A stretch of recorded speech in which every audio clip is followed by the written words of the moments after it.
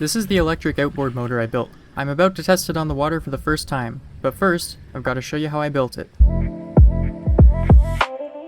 So I picked up this old 10 horsepower Johnson outboard motor on Kijiji. This is a 2-stroke engine and it's got 2 cylinders, so in total it's a 4-stroke. The guy I got it from said it ran when he last tried it, but I should have asked when he last tried it. Judging by the state of things, I'd say it was probably in 1995. Let's see if it'll turn over. I think the fuel lines might need to be replaced too. Looks like someone already had a go at fixing this because that doesn't look like an OEM zip tie. So I've removed the engine. Perhaps I'll tie a rope to it and use it as an anchor, or maybe I'll post it on Marketplace as lightly used. With that gone, you can see all the soot that accumulated in this exhaust passageway, which wasn't able to make its way out into the water for the wildlife to enjoy. This is the shaft that connects to the engine and spins the propeller, and it's a splined shaft, which might make it a little more challenging to connect to the electric motor. But that's a problem for future me. Basically, this whole project is just a matter of getting an electric motor to do what my hand is currently doing. Should be pretty straightforward. The first thing I need to do is figure out the bolt pattern on the engine so that I can make an adapter plate to hold the motor. One way I could do this is by installing the fasteners and the mounting holes on the engine and measuring the distances between all of them, but that's a bit crude, especially with how loose some of these screws fit into their holes. Oops, well that screw's gone. I'll have to update the condition in my ad to very good. A better method is to use gauge pins, which are just metal rods ground to a precise known diameter. It takes a bit of trial and error, but eventually you can find the size that fits snugly in each mounting hole. They'll still wiggle a little bit, but if you take the measurement from the base, the movement becomes negligible. After spending an hour carefully measuring everything, you end up with this beautiful handwritten spiderweb drawing of the hole pattern, which you can then take and place directly in the garbage can because we have modern technology like this milling machine from the 1980s with a DRO. I've clamped the engine down in the milling machine, and then using a dial indicator held in the chuck, I can make slight adjustments to the position of the engine until the needle on the indicator doesn't move when rotating around the feature. Now I can zero the DRO, which sets this as the origin. Then I can repeat this process of locating the indicator around all of these dowel pins, and then I can just read the coordinates of each pin straight off the DRO. 2 hours later. Well, that took a lot longer than I hoped because at some point the engine shifted and the origin was no longer reading 0, so I had to completely start again because I didn't know which measurements were bad. But I think it was worth the effort because now I have a drawing with all the hole locations measured super precisely. Then I can take this drawing to the computer and model everything in Fusion 360, which is actually just called Fusion, and you can see how everything's going to fit together now with the motor, an adapter plate, and some standoffs. Now I have to actually make these parts.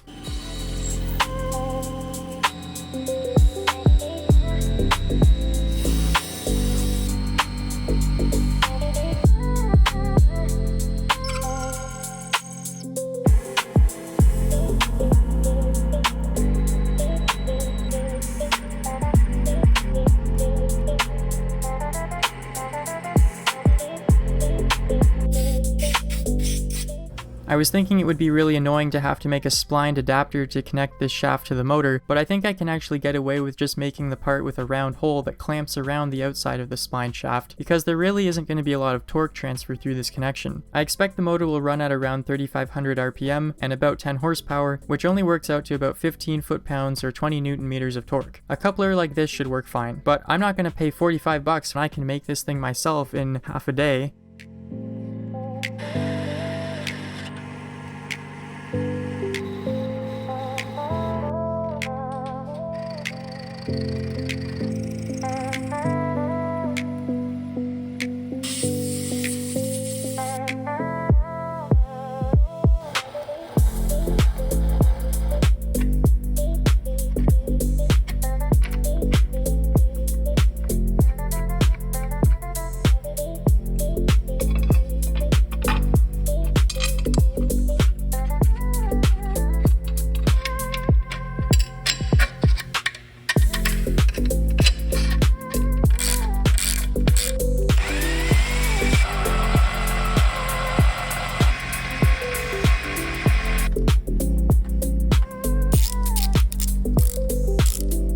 This is the motor I'm using. It's made by ASI, and it's called an Oak motor, although this one seems to be made of metal. It's a permanent magnet AC motor designed for high-performance golf carts, and it can make about 5 kilowatts of continuous power and 9 kilowatts of peak power.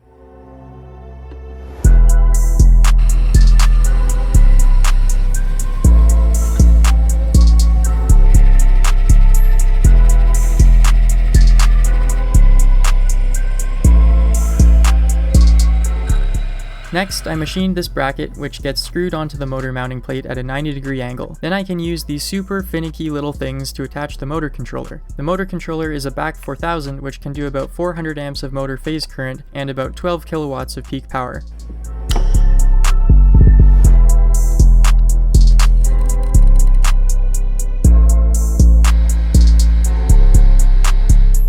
For the throttle, I could have just used a hand throttle from an e-bike or something, but I thought it would be cool to keep the original twist grip throttle from the outboard motor. This ended up being pretty tricky though, because it was designed to actuate a mechanical throttle body on an engine, not send an electronic signal to a motor controller. I could have just coupled the twist grip to a potentiometer, but that would be really hard to make waterproof. It's always difficult to get a good seal around a rotating shaft, and if any water got inside a potentiometer, it could make the boat start moving erratically, and it's already going to be erratic enough with me driving.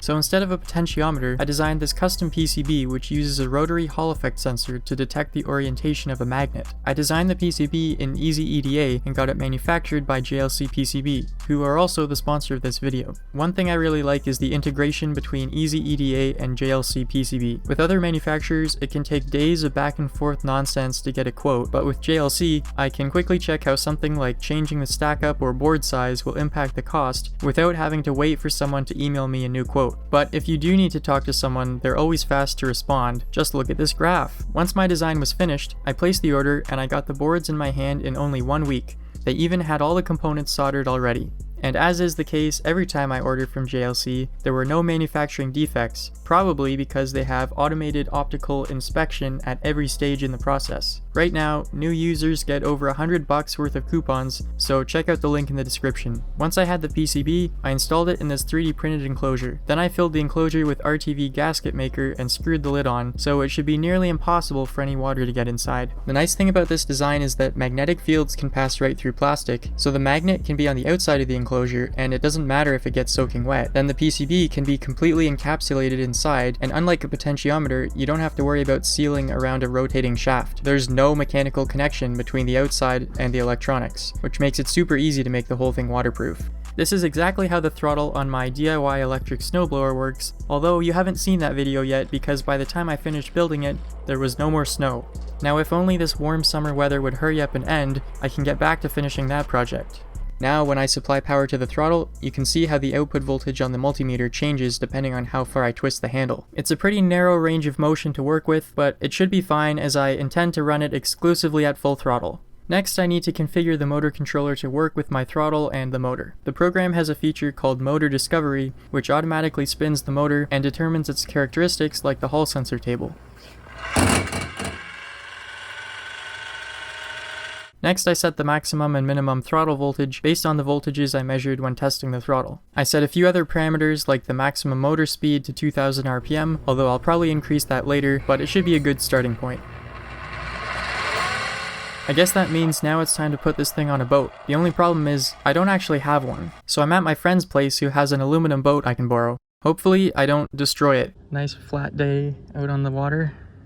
If everything goes according to plan, we're gonna change that.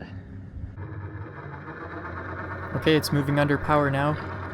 Trolling along, only drawing 300 watts. Let's see what happens at full throttle. Oh man. We're flying.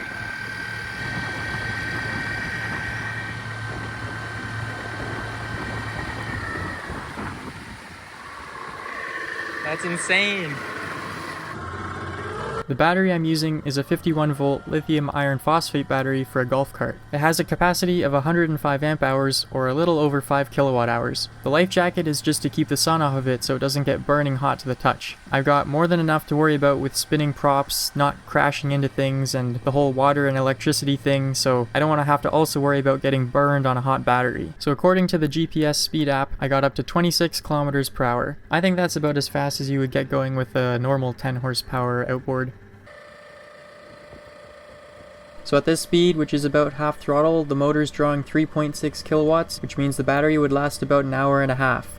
Now that I know the outboard works well, I'd like to actually get my own boat to use it on. I want to get something generic, just a regular 12 or 14 foot boat that I can easily sell if I want to, and nothing fiberglass. It's got to be aluminum so that it has scrap value in case I accidentally destroy it. So I ended up buying this, a totally custom mini pontoon boat made from fiberglass. It already had a bracket on the back for a trolling motor, so hopefully that's strong enough for my outboard. I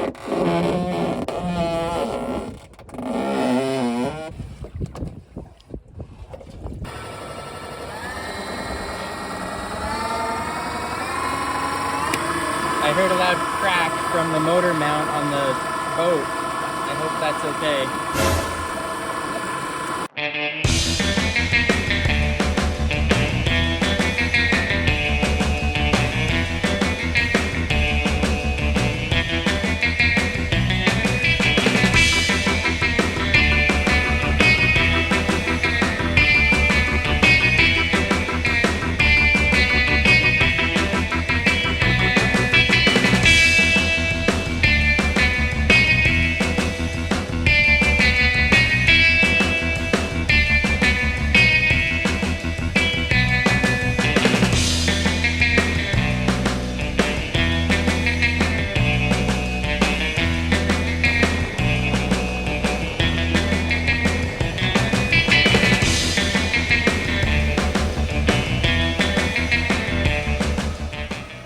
I don't think this boat is meant to go as fast as we're kind of ready to go.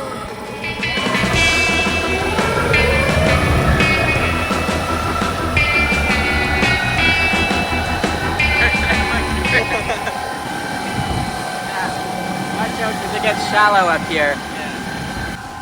That's fast. I think it would be a lot more fun if you were wearing a bathing suit. Yeah, you're telling me.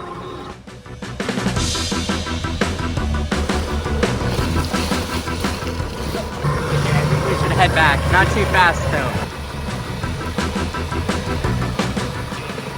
Oh my gosh, look how we have the boat is completely underwater. Unsinkable is sinking. It's not sinking, it's just very low. Look at the battery. You're gonna electrocute all the fish in the lake.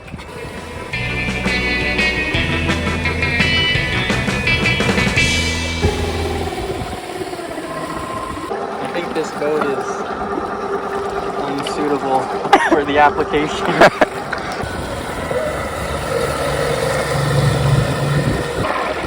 It's sitting a bit lower in the water now. Your motor is going to be in the water soon. Well, I'm happy to say the outboard motor works well. Everything went perfectly fine with no major issues to speak of. Oh, never mind. Thought it was gonna sink. It didn't sink. Okay, well, the important part did, actually. How about you just paddle to shore?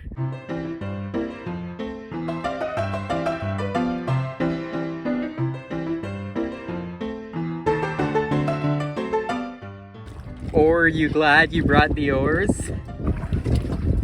Well, that was a fiasco.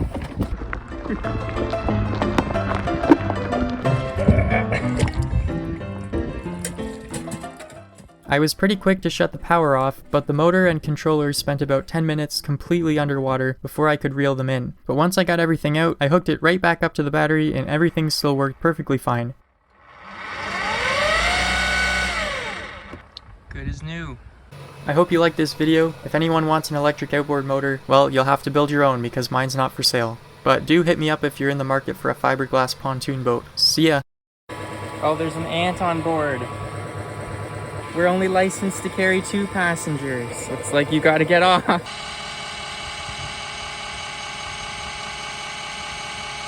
Trippy.